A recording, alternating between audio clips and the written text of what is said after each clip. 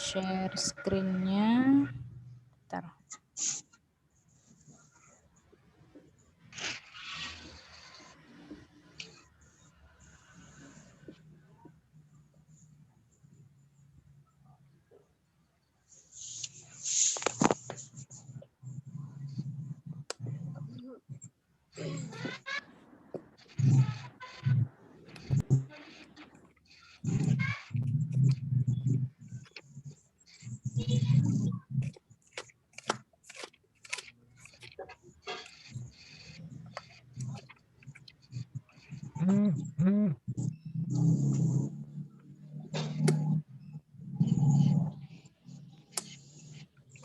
Oke, nampak ininya, nampak screen-nya.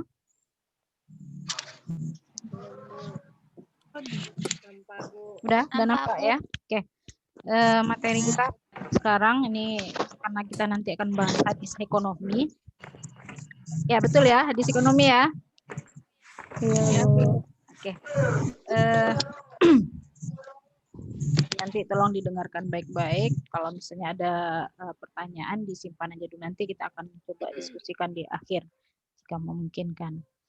Oke, metode pemahaman hadis. Jadi sebelum, kalau dulu ini nih Bu refreshkan sedikit ya, ada beberapa mungkin nanti yang mengulang dari materi yang pernah Anda dapatkan di semester 1 atau semester 2 dulu di mata kuliah Al-Hadis ya.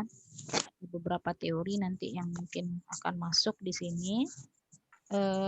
Namanya hadis ya, tentunya butuh untuk bisa diketahui, bisa dipahami maknanya, diketahui kandungannya supaya bisa kita praktekkan atau secara khusus di dalam konteks atau dalam konsep ekonominya bisa kita ambil pemahaman atau kesimpulan atau bahkan ketetapan dari hadis tersebut.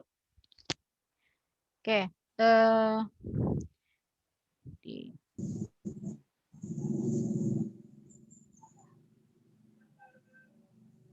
izin sebentar.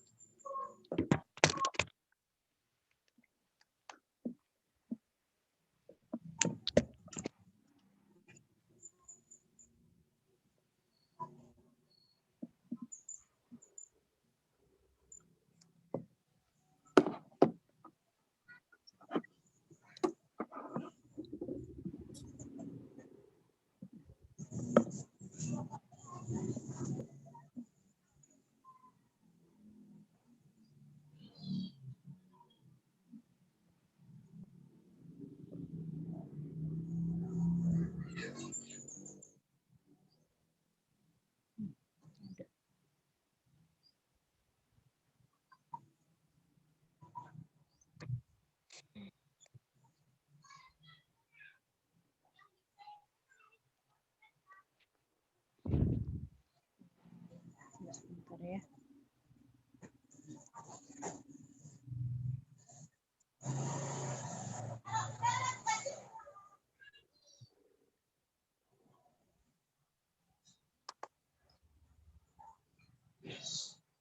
Waduh, ini ada lapis ya.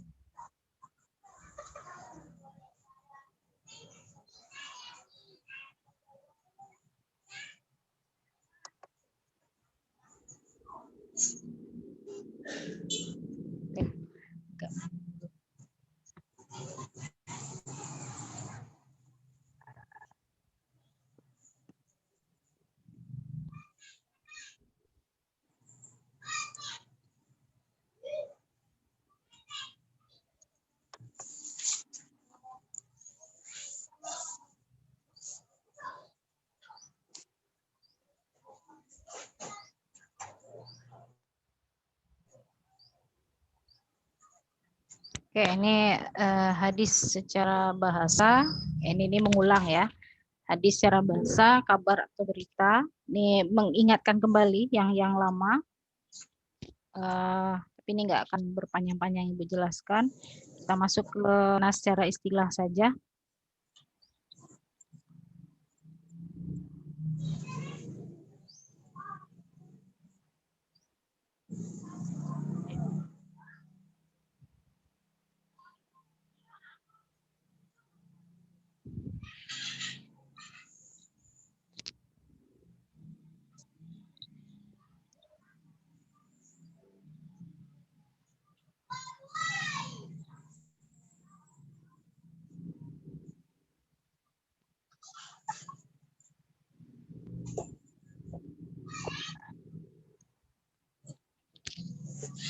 Oke, ini ada makna hadis secara terminologis atau secara istilah.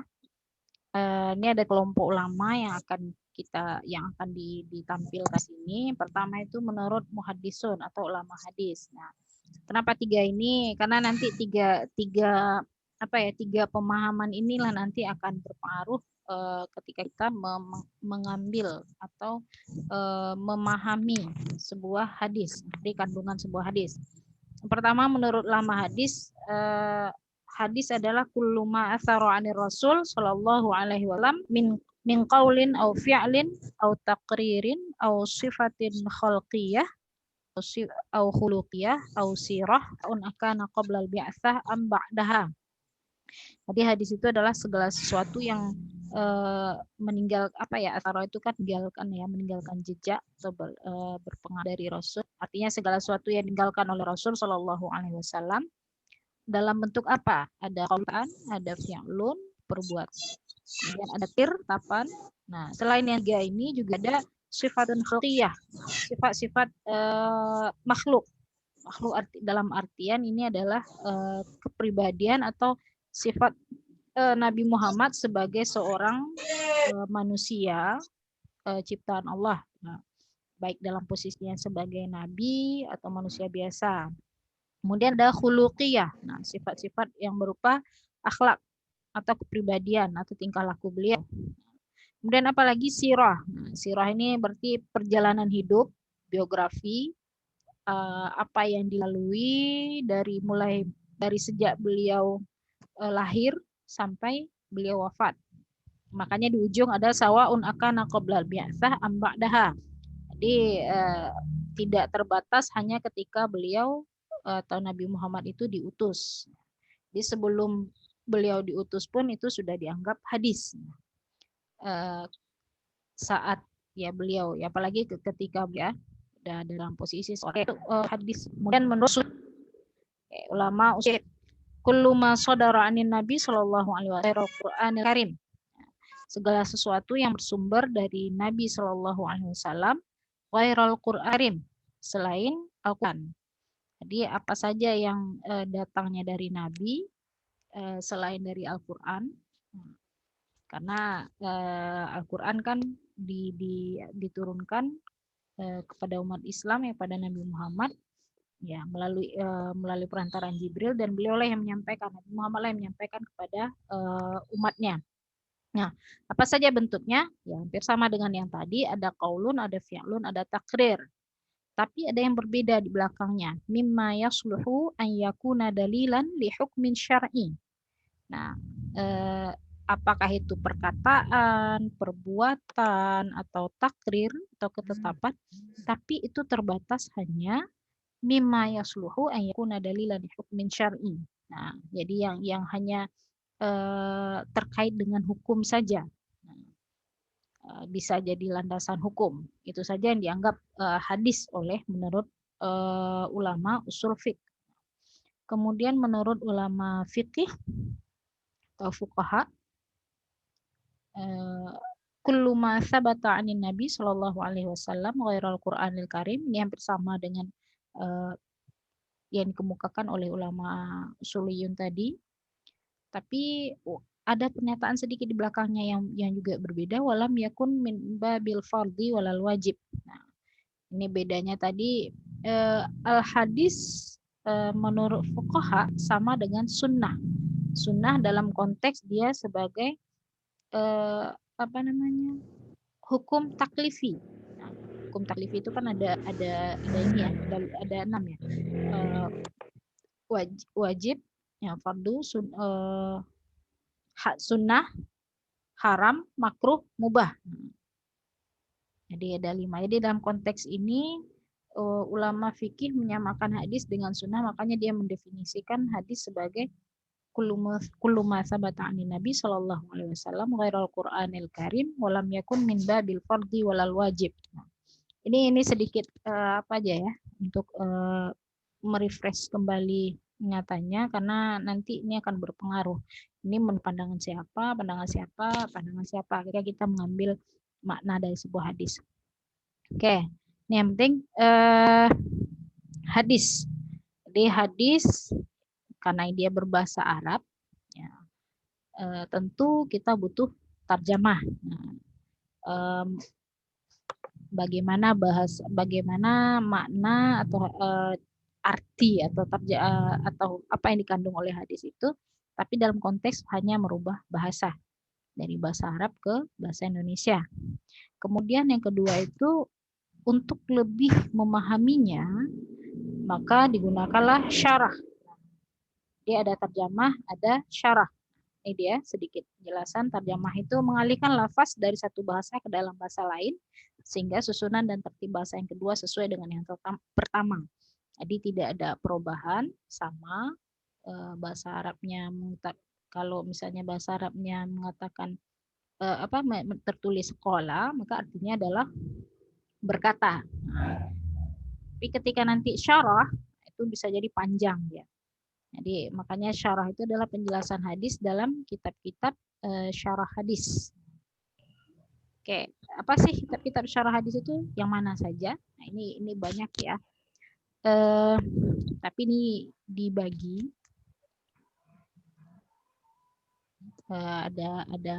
ada pembagiannya ya. Pertama itu sumber kitab syarah hadis yang termuat atau tergabung dalam sumber asli. Ya. Sumber asli atau sumber primer, bukan asli lawan palsu ya, bukan berarti ya kawan yang lain itu palsu, tidak, tapi ini ada sumber yang pertama. Dia ada kitab-kitab yang dikatakan sebagai sumber primer itu adalah kitab-kitab yang ibu yakin nih kalian sudah apa ya, akrab, namanya Kutubus Sittah atau Kutubus Tis'ah. Nah, itu terdiri berupa ada kitab Sahih Al-Bukhari.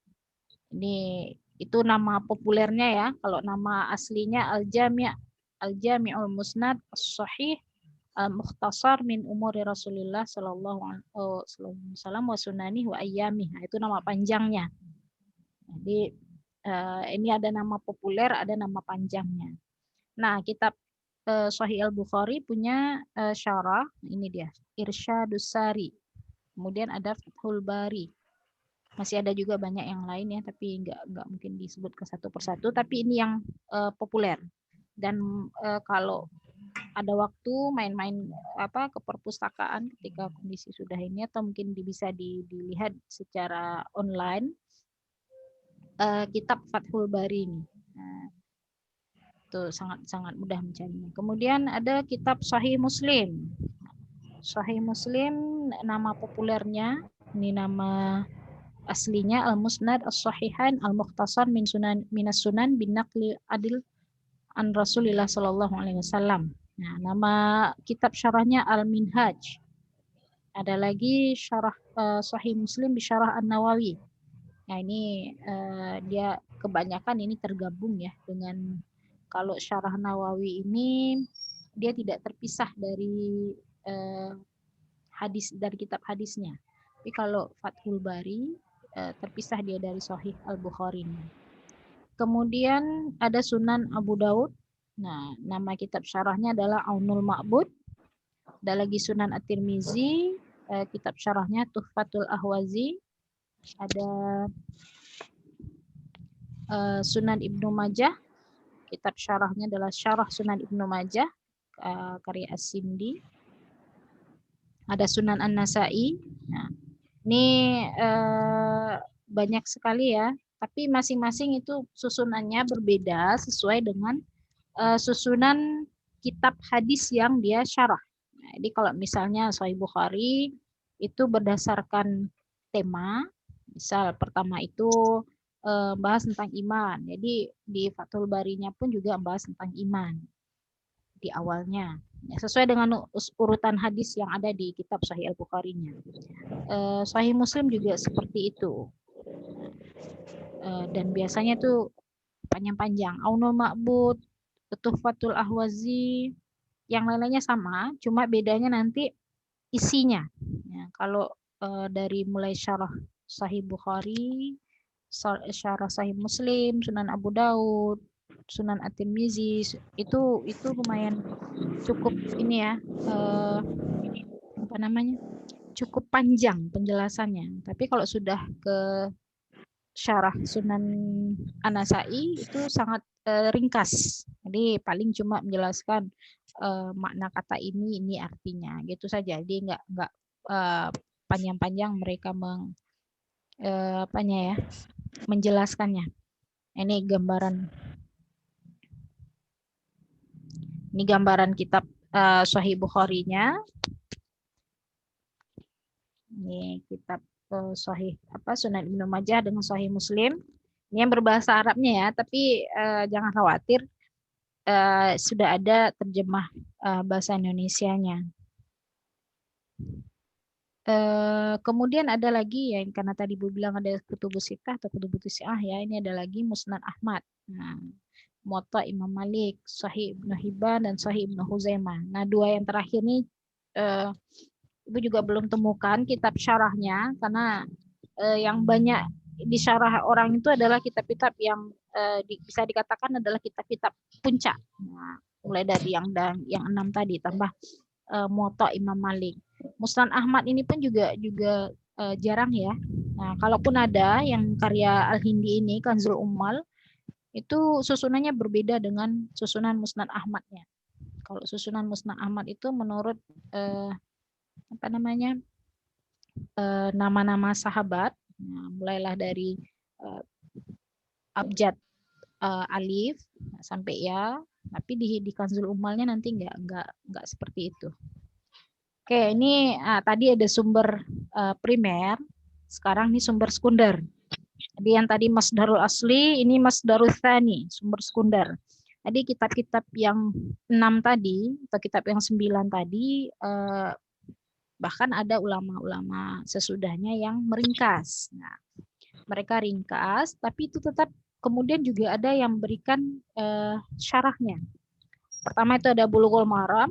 Nah, Bulughul Maram itu salah satu syarahnya itu adalah Subulus Salam. Nah, ini Ibu yakin sangat-sangat populer bagi kita, sering dengar ini paling.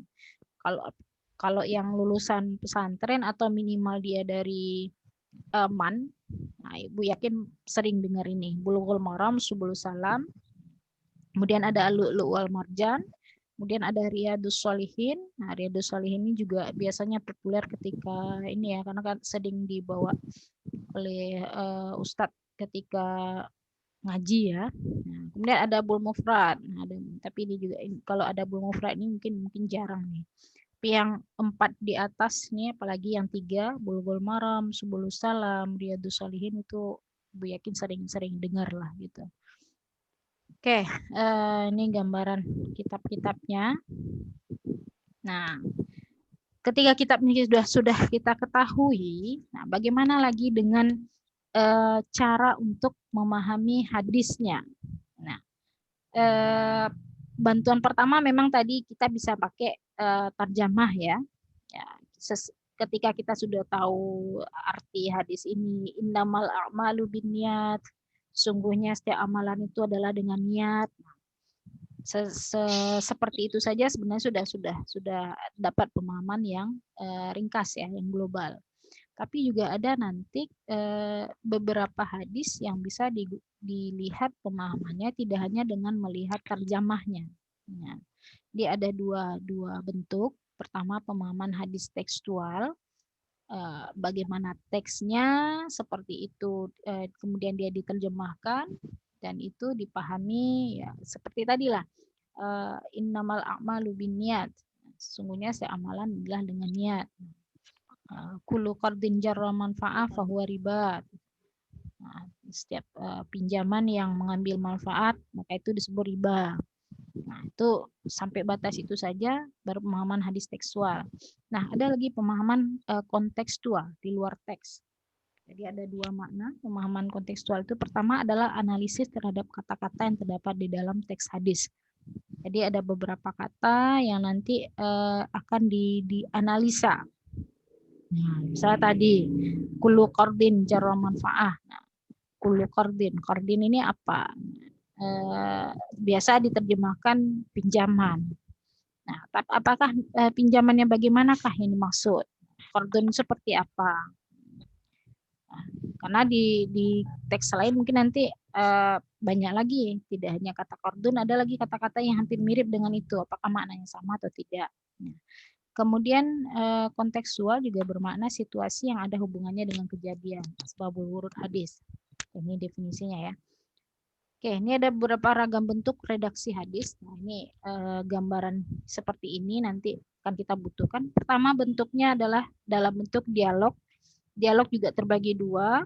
Ada analog, ya, analogi mempersamakan sebagian dari dua hal yang berlainan. Ini ada contohnya, ada dua hal yang ini kasusnya ya dalam hadis itu orang bertanya kepada Rasulullah. Tapi jawaban Rasul itu memberikan persamaan, analogi.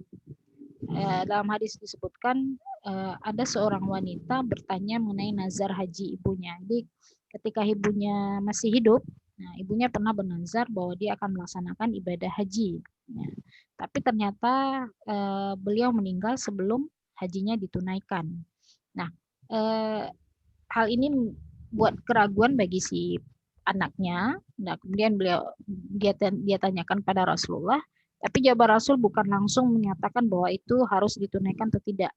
Tapi dia perbandingkan dengan ketika orang punya hutang harus dibayar atau tidak gitu. Jadi nazarnya itu dibandingkan dengan hutang. Nah, di situ dipahami si penanya memahami bahwa dia memang harus menunaikan nazar haji ibunya. Jadi ada beberapa hadis nanti yang akan kita temukan dia nggak langsung jawab pertanyaannya A langsung dijawab A, enggak, tapi diperbandingkan dengan yang lain.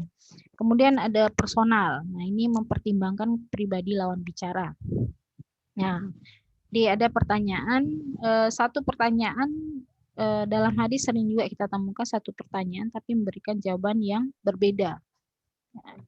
Ketika ada yang bertanya apakah amalan yang paling baik, nah, yang nanya beda-beda. Nah, maka jawaban yang diberikan pun juga berbeda. Kenapa? Karena Rasulullah melihat siapa sih orang yang menjadi lawan bicaranya, siapa sih yang bertanya ini, apa kepentingannya bertanya, dan apa yang jawaban yang harus diberikan oleh Rasulullah tentunya sesuai dengan kondisi yang dia hadapi. Jadi pernah ada sahabat yang bertanya, dia ya zaman dulu ya ikut jihad itu kan suatu yang sangat wah dan diinginkan ya. Nah, tapi dia juga punya tanggung jawab harus merawat ibunya. Nah, jadi ketika dia bertanya pada Rasulullah menekankan dia harus merawat ibunya dan itu dianggap sama dengan jihad. Oke, kemudian bentuk pengajaran ada dalam bentuk jawami al-kalim. Ungkapannya singkat tapi maknanya sangat luas. Kemudian juga ada tamsil, pengibaratan. Nah, ini contohnya ada dunia diibaratkan penjara bagi orang mukmin, bermakna bukan berarti kesengsaraan aja enggak, tapi jangan terlena untuk menikmati kesenangan dunia. Kemudian ada simbol. Nah, ada sabda Nabi yang mengatakan orang mukmin makan dengan satu usus. Jadi bukan berarti ususnya satu ya, tapi sesuai juga dengan ketentuan dalam konteks ilmu kesehatannya, biologinya atau anatominya tetap seperti yang lain juga ukuran ususnya, cuman ya ini hanya sebagai simbol jangan makan banyak-banyak. Nah, kemudian melihat posisi Nabi. Ini ada Nabi sebagai Rasul, ya dalam konteks dia sebagai pemegang otoritas tasyri', ya pemegang otoritas hukum syariat ya. Kemudian ada sebagai pribadi khusus. Nah, kemudian juga ada nabi sebagai manusia biasa. Nah, dalam posisi dia sebagai manusia biasa, tentunya ada keterbatasan seorang manusia, dia hidup dalam kultur tertentu, punya kesenangan dan kebiasaan pribadi. Ini nanti akan Ibu jelaskan ya, akan ada yang di bawah ya. Kemudian beberapa ilmu bantu yang bisa digunakan untuk memahami hadis. Pertama itu ada ilmu bahasa, terkait dengan makna kata, susunan kalimat, gaya bahasa. Nah, ini perlu kita ketahui. Kemudian ada usul fiknya, ada yang pendekatannya bayani, taklili, melihat ilat, istislahi. Jadi nanti ada kondisi-kondisi tertentu yang harus tidak hanya memahami satu makna saja ya. Kemudian pemahaman ilmu-ilmu hadisnya, ada gharibul hadis ya, ada kata-kata yang asing di dalam hadis itu. Nah, dan itu perlu bantuan karena bahasa-bahasa yang digunakan dalam hadis itu tidak semua bahasa Arab fushah. Nah, tentunya ada bahasa Arab kampungnya ya. Kemudian ada asbabul wurud, apa latar belakang hadis itu muncul, mukhtalif hadis, nasikh wa mansukh. Kemudian ilmu sosial dan humaniora, ada sosiologi, psikologi, sejarah. Nah, oke. Nah, ini tadi metodologi dan pendekatan untuk memahami hadis. Yang pertama itu ada pemahaman hadis tekstual, ya sesuai dengan teks atau naskah tadi. Kemudian ada pemahaman kontekstual di luar teks. Jadi pertama kita melihat, kalau teks tadi cukup mudah ya, hanya melihat apa makna atau kata, ketika kata itu sudah diganti dari bahasa Arab ke bahasa Indonesia, ya sudah sampai situ saja. Kemudian pemahaman kontekstual. Nah, ini yang agak lebih panjang prosesnya. Setiap hadis beberapa hadis akan bisa dipahami dengan pemahaman kontekstual. Ada nanti konteks redaksionalnya, itu tadi ya, yang ragam bentuk redaksi hadis yang dijelaskan sebelumnya. Apakah dia dalam bentuk dialog, apakah dia dalam bentuk pengibaratan, nah, ataukah nanti penggambaran terhadap simbol. Nah, gitu. Kemudian konteks historis, sosiologis, dan antropologis. Nah, kalau historis tentunya melihat latar sejarah, kenapa muncul pernyataan Nabi seperti ini. Nah, apa kondisi historis, kondisi sejarah apa yang melatar belakangi hal itu.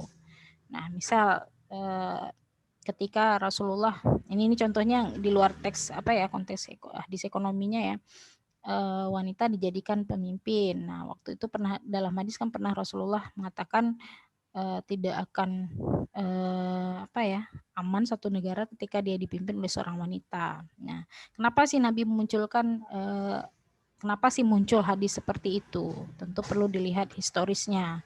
Nah, apakah kondisi sekarang itu tetap bisa mengikut hadis tersebut atau bagaimana? Kemudian sosiologis, bagaimana kondisi sosial yang yang dihadapi ya ketika masa Nabi dengan yang sekarang. Nah, apakah itu bisa disamakan ataukah bisa diambil pemahamannya tak bisa disesuaikan. Nah, kemudian antropologisnya budaya ya, terkait dengan budaya dan kultur. Nah, bagaimana pada masa Rasulullah, bagaimana sekarang. Nah, tentunya kita harus melihat fakta-fakta sosial yang ada. Kemudian analisis posisi Nabi. Nah, jadi Nabi tadi dalam ketika ada satu hadis, nah itu konteks posisi Nabi sebagai apa? Apakah dia sebagai pemegang hukum tasyri', ataukah dia dalam konteks pribadi khusus, ataukah dia dalam konteks sebagai seorang manusia? Nah, misal ada hadis menyebutkan bahwa Nabi itu suka warna hijau. Nah, apakah kita harus ikut namanya ikut sunnah Rasul, dia harus suka juga warna hijau? Nah, tentunya tidak. Nah, karena kan itu hanya dalam konteks kesenangan dia sebagai seorang manusia. Atau mungkin nanti pernah ada hadis menyebutkan bahwa Rasul melarang Ali untuk poligami ketika Ali masih beristrikan Fatimah. Nah, itu dalam konteks apa beliau menyatakan larangan tersebut? Nah, apa yang menyebabkan beliau seperti itu? Nah, tentunya bisa dilihat salah satunya karena dia ada sebagai seorang manusia, sebagai seorang ayah. Nah, tentunya dia tidak ingin putrinya mengalami kecemburuan yang luar biasa. Nah, bisa seperti itu. Kemudian kontekstualisasi makna. Nah, memahami pesan-pesan Nabi dalam kaitannya dengan ruang dan waktu di mana kita berada. Nah, ini tadi melihat aspek historis, sosiologis, antropologis, dan psikologisnya. Oke, ini ada pendekatan tematik. Ya, tematik berarti mengumpulkan hadis nanti yang punya satu tema. Misal nanti cari tentang kalau asuransi berarti terkait dengan jaminan. Pernah nggak ada Rasulullah menjamin buat jaminan? Nah, cari nanti hadisnya, kumpulkan, bisa dipahami nanti diambil kandungannya. Kemudian ada pendekatan opsional, ada tanawu al ibadah, keragaman dalam ibadah. Kemudian ada tarjih, ada nasah. Oke, ini hampir sama ya dengan yang tadi. Kalau hadisnya tidak punya asbabul wurud, menurut Said Agil ini ada pendekatan yang bisa digunakan, ada historis, sejarahnya, kemudian sosiologis, ada kemudian antropologis, dan ada psikologis. Oke, mungkin itu sedikit Ibu jelaskan. Kalau ada yang mau bertanya, boleh dipersilakan.